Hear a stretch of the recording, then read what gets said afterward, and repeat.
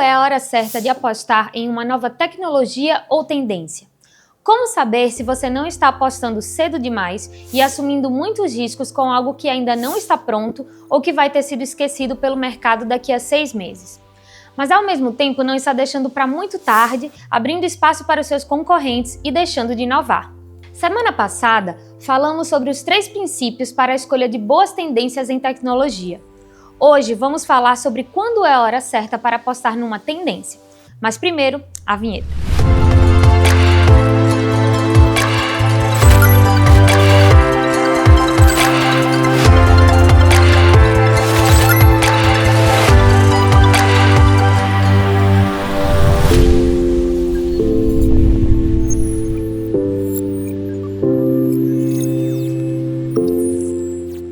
Estivemos recentemente em um evento de tecnologia em que uma grande empresa do setor de viagens apresentou a sua inteligência artificial. Integrada ao ChatGPT, ela ajuda os seus usuários que precisam planejar uma viagem. Você diz para onde quer ir e responde algumas perguntas sobre a sua viagem e a inteligência artificial prepara um roteiro que você pode seguir, incluindo sugestões de produtos da própria empresa. Lá mesmo no evento, fizemos um teste. Pedimos à inteligência artificial para preparar um roteiro para uma viagem de casal para Monte Verde, uma cidade turística montanhosa no sul de Minas Gerais. Recebemos um roteiro muito organizado e bem escrito. As descrições faziam parecer que essa viagem seria uma viagem dos sonhos, mas havia um problema. Algumas informações no roteiro poderiam frustrar muito alguém que tentasse segui-lo. Por exemplo, veja esse trecho. Encerre o dia com um passeio tranquilo pelo Parque das Montanhas. Um local sereno, perfeito para caminhadas leves e para apreciar o pôr do sol. Tempo estimado, 2 horas. Parece muito bom, né? Mas não há nenhum local em Monte Verde chamado Parque das Montanhas. Existe um local chamado Jardim das Montanhas, onde você até pode fazer caminhadas leves, mas não está entre os melhores lugares da cidade para se apreciar o pôr do sol. E nem é um lugar em que você vai gastar 2 horas caminhando. O roteiro também sugeriu que você almoçasse no Alquimia Restaurante. Existiu, de fato, um restaurante com esse nome em Monte Verde, mas ele fechou no ano 2000. O roteiro também sugere uma visita à Fábrica de Chocolate Monte Verde. Também não existe nenhum local com esse nome. Existe um local de nome parecido, chamado Chocolateria Monte Verde, e algumas outras fábricas e lojas famosas de chocolate. Mas sem o nome exato, é difícil saber onde o roteiro estava realmente sugerindo que o nosso casal fosse. O roteiro também deu informações erradas sobre o clima e se enganou inclusive sobre os próprios produtos da empresa que desenvolveu essa inteligência artificial, indicando que há uma agência próxima a Monte Verde, facilitando o atendimento, sendo que a agência mais próxima da empresa fica em Bragança Paulista, a 46 quilômetros, em outro estado. E por que estamos te contando esse episódio?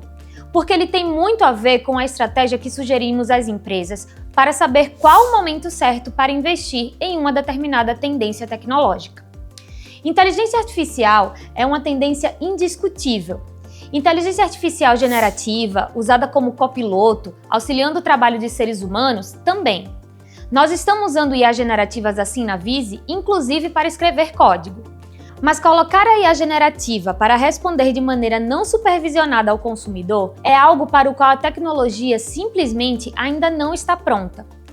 Quem está fazendo isso, colocando em seu site uma ferramenta que usa IA generativa para gerar qualquer tipo de conteúdo para o consumidor, ou criando chatbots com IA generativa, está apostando cedo demais em uma tendência.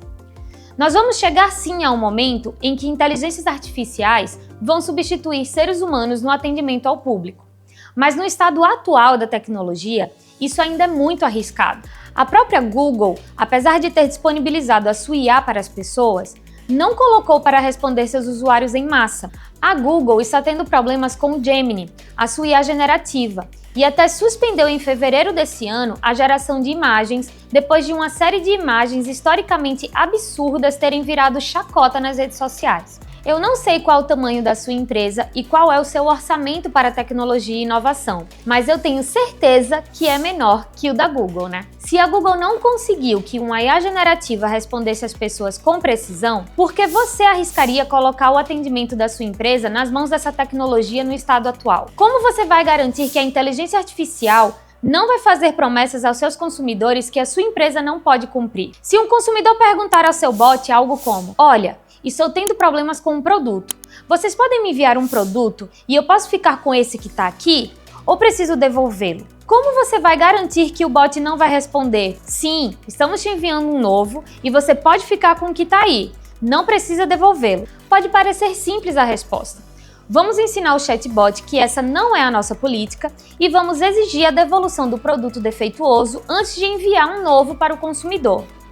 Mas eu estou dando apenas um exemplo. A quantidade de dúvidas que os consumidores podem ter, de perguntas diferentes que eles podem fazer e que podem gerar respostas potencialmente perigosas para o negócio é infinita. Você e sua equipe não conseguem prever todas as interações entre o consumidor e uma IA generativa. Se conseguissem, poderiam escrever todas as respostas e usar um bot comum classificativo. É justamente para atender as pessoas em interação aberta que se usa a IA generativa. Ou seja, você precisa confiar nela se quiser usá-la. E ela ainda não é confiável. Ela pode sim fazer promessas aos seus consumidores que a sua empresa não pode cumprir. Também pode acidentalmente enganar os seus consumidores ou mesmo ofendê-los. A evolução nessa área é muito rápida e talvez em poucos meses esse cenário tenha mudado, embora acreditemos que isso ainda vai levar alguns anos. Mas o fato é que, no cenário atual, essa tecnologia ainda não está pronta para ser usada dessa maneira. E assim como qualquer outra tendência tecnológica, nós sugerimos adotar a seguinte estratégia. Olhe para o seu core business e veja se essa tecnologia é inovação core para você. Se não for, não seja o pioneiro nessa tendência tecnológica.